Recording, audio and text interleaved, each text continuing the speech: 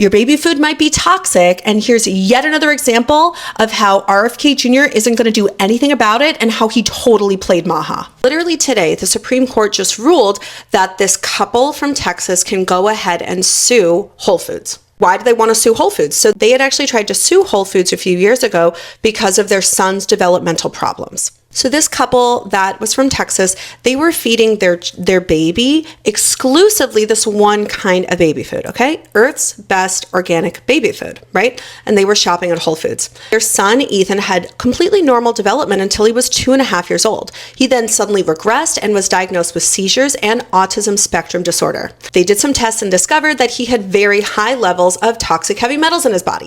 Right? He showed signs of heavy metal poisoning, and considering that he was fed basically exclusively this diet, this baby food that they got at Whole Foods, they tried to sue Whole Foods, okay?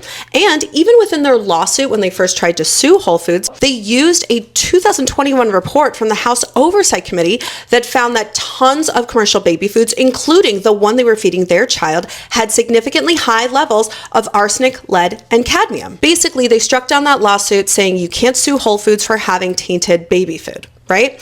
They then tried to appeal, and today the Supreme Court sided in their favor, and it was unanimous. They unanimously said, of course you can sue Whole Foods for poisoning your baby with toxic heavy metals. Of course you can.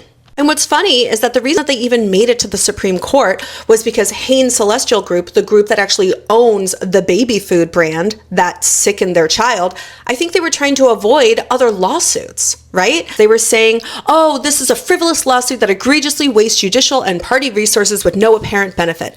Now they're going to get a lot more than just this lawsuit. And this is what makes me mad.